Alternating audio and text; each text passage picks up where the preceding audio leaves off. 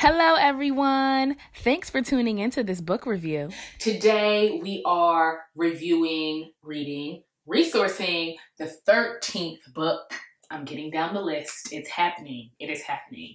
And that is The 4-Hour Body by Timothy Ferriss. So this book is another book that just kind of ended up on my list because I read the subtitle, which says An Uncommon Guide to Rapid Fat Loss, Incredible Sex and Becoming Superhuman.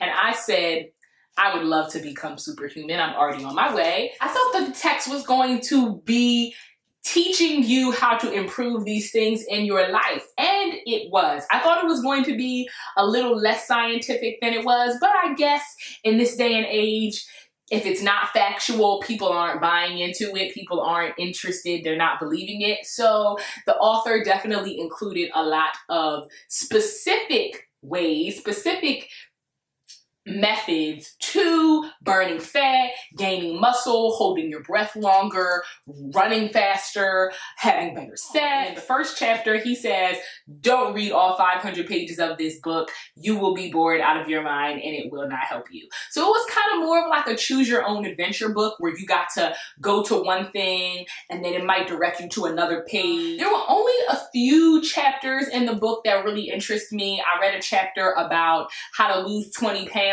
without exercising, and it talked about how calories are not what you should be counting and that carbs are really good for you, but what you need to learn how to do is control certain parts of your diet and avoid certain foods. He talks about how fruits are very high in sugar and fruit should not be your go-to healthy food, how vegetables are significantly better for your body than fruits are. He says it's really important to have a cheat day once a week. I read a chapter called 6-Minute Abs where he gives you 3 or 4 exercises that you can do for 6 minutes in total a day that will get you the abs that you want. He talks about how traditional ab exercises are not the best, but these ab exercises are great. I also read another chapter called The 15-Minute Female Orgasm, which talks about the certain ways that intercourse should happen and certain parts of the body that should be targeted so that a woman climax faster, and how it's super normal for women not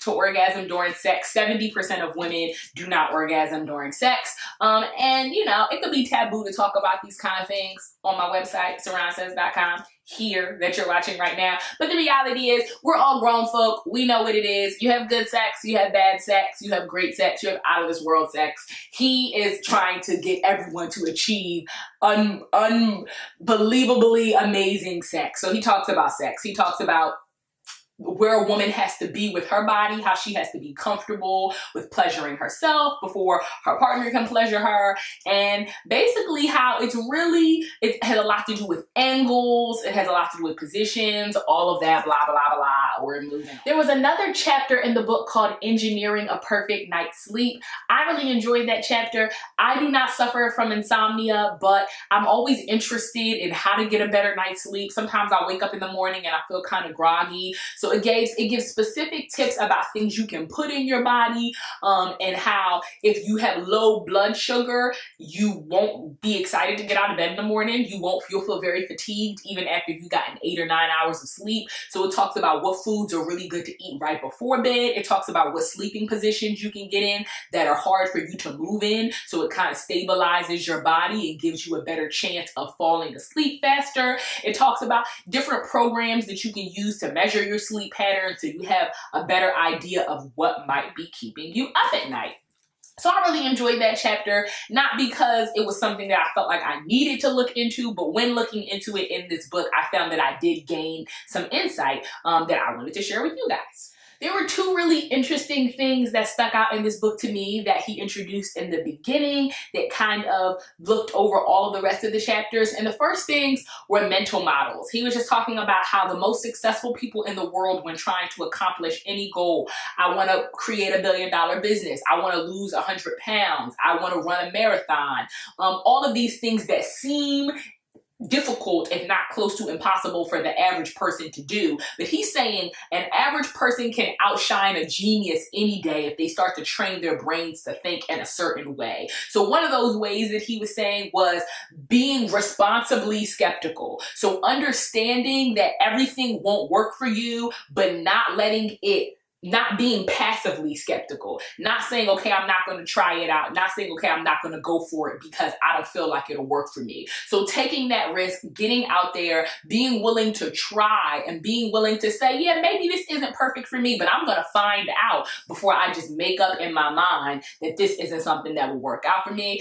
He also talks about seeing things from A to Z. He talks about how if you can see A and then find the journey to Z quickly, you are way more likely to be successful with your goals and your dreams, and way more likely to accomplish what you are trying to accomplish if you can see the big picture of things. That doesn't mean that you should dream super big and not remember that B, C, D, E, F, all the way up to X and Y are in between that, and that those are important steps to reach your goal. But he is just saying that being able to see the full picture of the vision is another mental model that really works for achievers. The next thing he talked about was the MED, the minimum effective dose. I really like this because I've always been one growing up to be very extra, to do more. It's like, oh, I gotta run for an hour a day, I'm gonna run for 2 hours, and the next day I'm gonna run for 2 hours too, and then I'm not gonna fill my legs on the third day, but that's okay because I have a goal to reach, right? Or just doing way too much, just doing more than you need to do in order to accomplish a goal. I get it from my dad. He's the same way. It's not really overachieving. It's this other thing where you just like go ham with everything you do by accident. Oops. Sorry. But yeah. So So the MED he talks about is the minimum effective dose. And he says that the minimum effective dose is just the amount that you need, the minimum effective dose literally. And by going over the minimum effective dose, you actually do harm for your body. So all you need to do is just do enough to see results, do enough to get where you're going, do enough to tighten the muscle, do enough to change the metabolic process. So that's about it for this book review. I would definitely say that I was a little over my head reading The 4-Hour Body. There were a lot of chapters in there that just really didn't interest me, not because I'm not an interesting person, but just because I feel like they didn't really apply to my life. But still, if you're interested in improving your body, if you're interested in improving your strength, if you're interested in becoming superhuman, there is some chapter in this book, multiple chapters in this book that you will be able to read and resource from. Definitely feel like the book is for people who are interested in improving their bodies. And if that is you, you can gain from the book. All in all, I thought it was a good read. The chapters that I did read, I like the fact that he gave specific details and specific instruction, which kind of sets this book apart from maybe some other books. And I like the fact that he talks about a wide variety of topics and that he also includes his own personal experience and things that he's been through as a way to connect the reader with what he is sharing and what he is learning.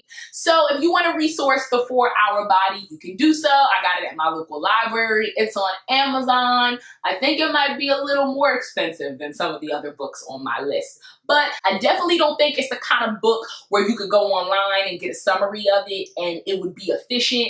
You know, some books it's like, okay, what's the bottom line? This book definitely did not have a bottom line. I think that you really have to read the text and you really have to look at the pages and you really have to see the specific instruction that the author is giving in order to gain from it and learn from it. But I took the notes that I wanted to take from it and I felt like I definitely did gain from it. So check it out if you are interested.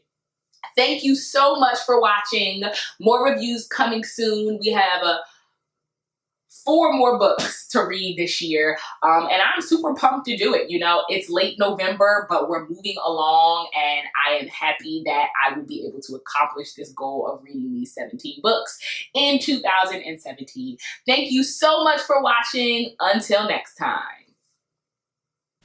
If you want to check out more books like The 4-Hour Body, you can do so at SarahNsays.com. Thanks for watching, and don't forget to subscribe below. Peace, love, sanity, and serenity.